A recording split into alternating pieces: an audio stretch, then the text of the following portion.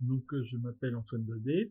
Donc, mon activité, principalement, je dis que je suis auteur de bande dessinée parce que, en fait, j'écris des histoires et je les dessine et je fais le coloriage.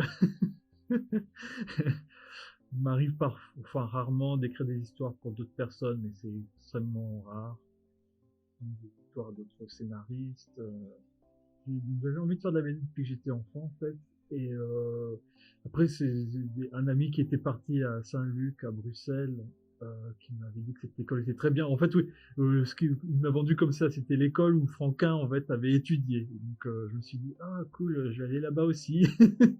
Donc, j'ai fait 3 ans, oui, à Saint-Luc, à Bruxelles. Et après, j'ai commencé à travailler dans la bande dessinée avec un éditeur qui s'appelait Carabas, qui a disparu depuis. Et de fil en aiguille, donc j'ai rencontré d'autres dessinateurs et d'autres scénaristes pour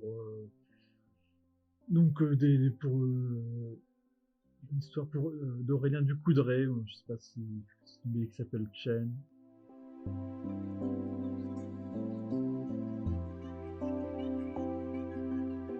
Un thème qui revient souvent, enfin qui revient tout le temps en fait, je me suis rendu compte dans toutes les BD que j'ai fait, ce sont soit des enfants perdus, soit des orphelins, soit des enfants abandonnés, et c'est dans chacune de mes bandes dessinées, il y a ça qui revient. Et je pense que j'étais marqué par le dessin animé des années 80, Rémi sans famille. Je pense que c'est une des plus grosses peurs de l'enfance, c'était de perdre ses parents en fait. Et je pense que ça doit être un des trucs les plus flippants dans la vie, c'est ces êtres humains sans défense qui se retrouvent livrés à eux-mêmes dans ce monde de fou quoi. Je pense que c'est un des trucs les plus effrayants quoi, qui puisse arriver. Oh, Booba, ouais, Booba aussi, le trauma quoi.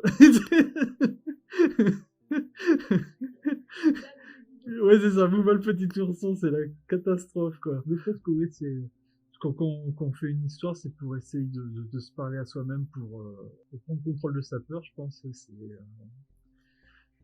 pour comprendre ouais, ces peurs profondes qu'on a, je pense.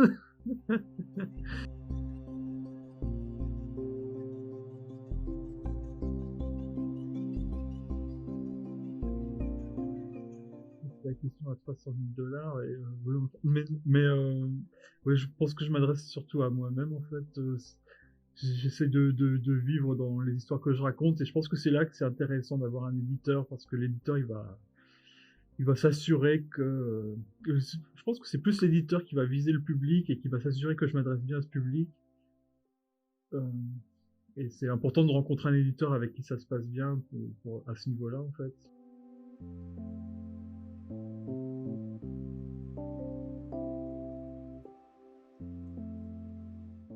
Une question piège. Plus on pratique et plus on se rend compte des difficultés, on prend plus conscience des difficultés des challenges de faire un livre en fait. Et je pense que du coup, plus on en fait, plus c'est difficile. Et du coup, le livre qui me pose le plus de difficultés, c'est ceux sur lesquels je travaille en ce moment, quoi. La BD sur laquelle je travaille en ce moment, ça a été assez difficile en fait parce que je voulais je voulais pas faire je voulais pas faire de compromis sur l'histoire. Juste une petite fille qui se retrouve enfermée dehors en fait et elle veut juste rentrer chez elle. Mais donc les éditeurs à qui j'en parlais voulaient m'envoyer dans des directions où il fallait qu'elle ait des aventures complètement fantastiques, où il se passe des choses complètement incroyables et ça ne fonctionnait pas du tout avec ce que j'avais en tête. Et du coup, c'était assez difficile à ce niveau-là de trouver le bon éditeur pour ce projet. Quoi. Et, bon, voilà. Et comme c'est un projet qui me tient à cœur parce que c'est inspiré, enfin, c'est inspiré d'un souvenir d'enfance en fait, tout bêtement. Et du coup, je voulais absolument pas faire de compromis sur la manière dont j'allais développer l'histoire.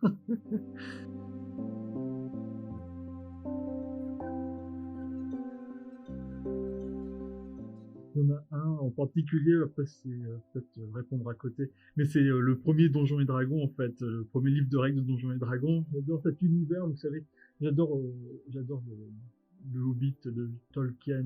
Quand j'étais gamin, c'était un de mes livres favoris. Et, euh, et quand j'ai découvert les jeux de rôle, c'était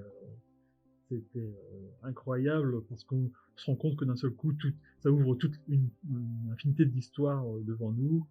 Le piédestal sur lequel on peut mettre les auteurs, d'un seul coup, on se rend compte que tout le monde peut écrire une histoire, en fait. Après, plus ou moins bien, évidemment. Le côté le plus paralysant dans le processus créatif, c'est de commencer, en fait. Et, avec le jeu de rôle, il devient très simple parce que c'est un jeu, en fait. Et du coup, c'est hyper motivant parce que on sait qu'on va s'amuser et du coup, ben, on a moins peur de se lancer dans l'écriture de l'histoire parce qu'on se rend compte que d'un seul coup, tout le monde peut le faire, en fait.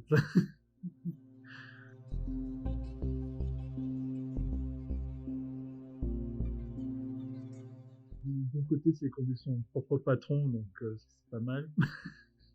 Je dirais que c'est un des très bons côtés. Du mauvais côté, c'est plus au niveau des revenus, c'est assez fluctuant. L'autre bon côté, c'est que on a une vie pour développer un univers, ça c'est assez génial. Et je dirais qu'après le mauvais côté de ça, c'est que on, on, on s'expose, quoi. Parce que comme je disais tout à l'heure, c'est un peu un journal intime, ce qu'on développe, et du coup, c'est tout le monde peut le voir et peut le juger, quoi.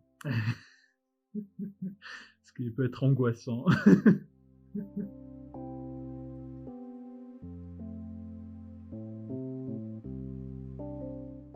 la base, avec les créateurs du jeu, on voulait faire quelque chose qui soit rapidement accessible et facile d'accès. Et du coup, je pensais que les animaux anthropomorphes, en fait, ça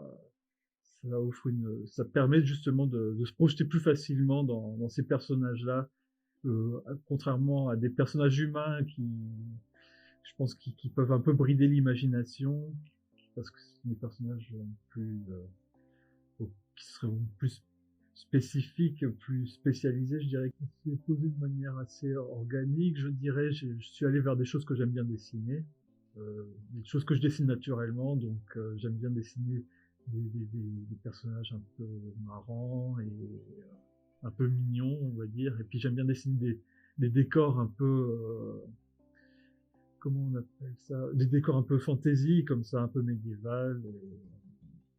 Donc je suis allé vers ce que j'aime bien dessiner naturellement. Je voulais que ça soit un peu intemporel aussi, justement, pour qu'on puisse plus facilement s'y projeter et que ce soit pas quelque chose qui soit trop connoté non plus. Mais bon, c'est connoté fantasy et médiéval.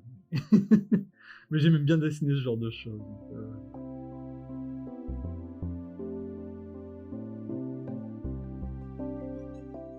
j'ai travaillé sur des histoires courtes pour le magazine Métal Hurlant. Donc il y en a une qui va normalement sortir cet été, je crois que c'est le numéro 11, et une autre qui est prévue pour plus tard, je ne sais pas exactement encore à quel moment elle va sortir.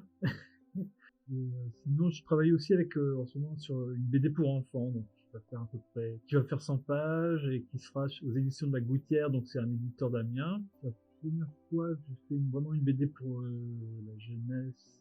Enfin, j'ai déjà fait des BD pour un public adolescent, là c'est vraiment pour la jeunesse. C'est un projet que j'ai depuis pas mal de temps en tête, qui s'inspire d'un souvenir d'enfance vraiment, et c'est, vous savez, un peu comme le procédé de la fantasy en fait. Vu que la fantasy, ça va exagérer en fait, exagérer donc ces histoires, donc bref. Et donc l'histoire que je fais pour la Gouttière, c'est un peu le même procédé, c'est un souvenir d'enfance et j'en fais un peu une montagne en fait. C'est la première BD, je pense, où j'ai fait un style qui m'est vraiment personnel, où j'ai accepté de faire des choses qui étaient mignonnes pour la première fois, enfin, en acceptant vraiment de faire quelque chose qui me qui me soit personnel et faire des personnages mignons, alors qu'avant je voulais faire des choses, plus dures et plus adultes et plus réalistes.